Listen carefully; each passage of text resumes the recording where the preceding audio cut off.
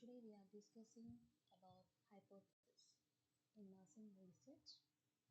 So hypothesis, which means it is a tentative prediction or explanation of the relationship between two or more variables. So it is a tentative prediction. So for example, we will prepare for the examinations, right? So we will predict that some questions will come to the main exam. So same like that, we will predict the explanation of the relationship between two or more variables. So it implies that there is a systematic relationship between independent and dependent variable, according to Suresh K. Sharma. And another definition, a statement of research expectations about the relationship between the variables under investigation, according to Polite and Beck. And another one, according to K.P. Niraja, hypothesis is an assumption statement about the relationship between two or more variables that suggest an answer to research question. So, for example, a person is smoking, so it leads to some diseases, for example, lung cancer. So, we will predict the relationship between the dependent and independent variables, which will give an answer to the research question. Next, what is the importance of hypothesis in research? So, the first thing is it helps to investigate new areas of study or discovery, and it provides powerful tool for the advancement of knowledge, and it provides objective to the research activity, and it provides insight to researcher about what data to collect and what data to not collect for focusing on the study. It provides directions to conduct the research. For example, it will allow us to make the right decisions. If the prediction is wrong, then we will move on to the plan B. So plan A is failed, so we'll move on to the plan B. Hypothesis provides clear and specific goals to the researchers, and it provides link between theories and actual practical research. It provides bridge between theory and reality. So prediction, which is a statement that is not scientifically proven. We will just assume that there is there. For example, God exists. Okay, but there is no proof. It is our own beliefs. It stimulates the thinking process of researcher to anticipate the outcome. It helps us to find appropriate research designs and techniques for data analysis. It serves as a framework for drawing conclusion of a research study. Without hypothesis, the researcher would be like aimless wander. So without goal, we can't able to reach, right? So without hypothesis, the researcher will be like aimless. These are the characteristics. Conceptual clarity, empirical reference, objectives, specific objectives, relevant, testability, consistency, simplicity, economical, and verifiability purpose. So, what are the sources for this hypothesis? Theoretical or conceptual framework, previous research findings, real life experiences, academic literature. Okay, next we'll move on to the types of hypothesis. There are mainly four types: simple and complex, associative, casual, directional, non-directional, null, and research hypothesis. These are the four types you can easily remember: simple and complex. Simple means between two variables, the relationship between two variables, and and complex. It is the relationship between more than two variables. We'll discuss the examples one by one. Associative and casual. It is a relationship between variables occurs in natural settings without manipulation. So in casual, it occurs with manipulation. Okay. Directional, non-directional. So it is a relationship between two or more variables such as positive, none, or negative. Non-directional such as positive and negative, but that doesn't specify anticipated direction. Null and research hypothesis. Null is also known as statistical hypothesis.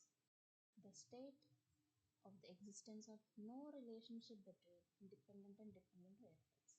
Research hypothesis, also known as alternative hypothesis. It states the existence of relationship between two or more variables. Here, there is no relationship between variables, and here there is a relationship between the two or more variables. So we'll move on to the examples for simple hypothesis. So it is the relationship between two variables. So example, the lower the level of HB present, the higher the risk of infection among postnatal women. For example, I am having less hemoglobin level, so I am prone to get infection, right? Next, the lesser the economic status or financial status, the higher risk of poverty, malnutrition among children. So I am having a economical status which is very poor. So for myself, I will not get the money, right? So I will have a malnutrition because I can't able to afford the foods I have to eat, and chances of poverty. Next, complex. It is the relationship between two or more variables. For example, eating more vegetables and fruits leads to weight loss and glowing skin and reduced risk of heart diseases. So if we are eating healthy foods like vegetables and fruits, naturally we will lose weight and we have a glowing skin, and further associated with reduced risk of heart disease. Next example, a high sugar diet and sedentary lifestyle. So the patient is having all junk foods here and maintaining sedentary lifestyle. So that will lead to higher cholesterol, obesity, and increased heart diseases. So here independent variables, and these are dependent variables.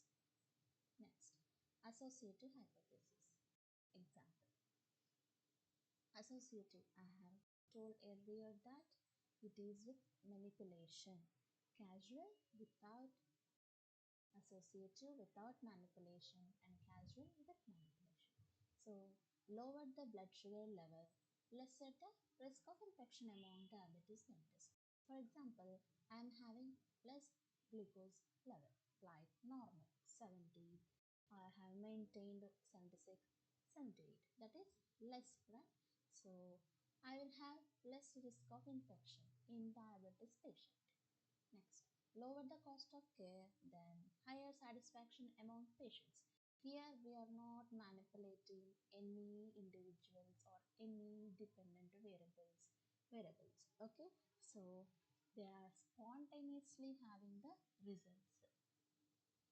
Better communication skills and cost of care of healthcare providers will leads to higher satisfaction among patients. Simply, right?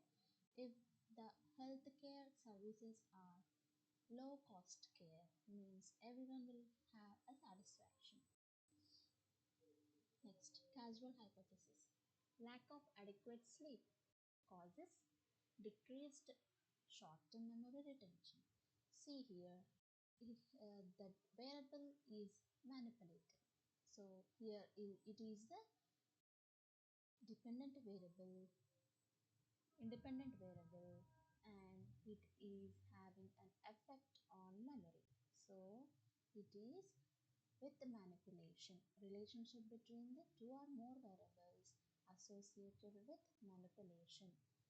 Binge eating causes heart diseases or obesity.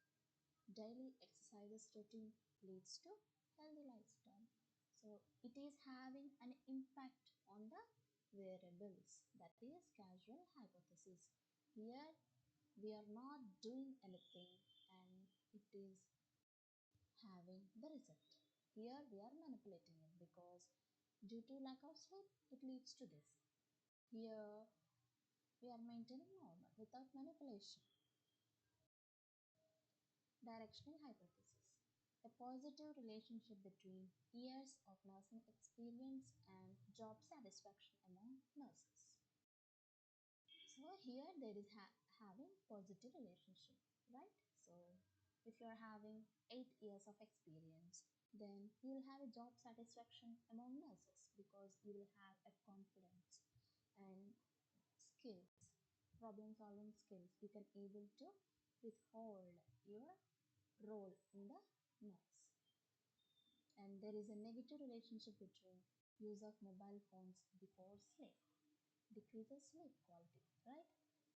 Whichever is affecting our health, it is a negative relationship. So here the mobile phone will act upon our sleep cycle. So therefore it is a negative relationship between the use of mobile phones before sleep, decreases sleep quality. Next example, positive relationship between students who study more hours will score high marks. Obviously, those who study more will get more marks because the students would likely to remember, revise. So there is a positive relationship because it leads to his successful career and achievements. Next, non-directional hypothesis. There is a relationship between exercise and body weight. So here there is no direction and here direction like positive, negative. So in the word itself there is no direction. There is a relationship between mobile phone, screen time and sleep quality. That's it. Only a relationship is existed here. Next, null hypothesis. Existence of no relationship between independent and dependent variables. So there is no relationship between smoking and incidence of coronary diseases. No relationship between pain score and before administration of analgesics among post-op patients. And there is no difference in HB levels between rural and urban women. Research hypothesis. There is a relationship between reduction of depression levels among adults after counseling therapy. So there is a relationship here and there is no relationship here. Next, relationship between iron supplementation increases HB percentage among adults girls, right? So there is a relationship here and here no relationship. In the name itself null, which means zero. There is no relationship here. Relationship is existing. So today we discussed regarding hypothesis definition, importance and characteristics and sources types. So mainly there are four types: simple, complex, associative, casual, directional, non-directional, null and research hypothesis.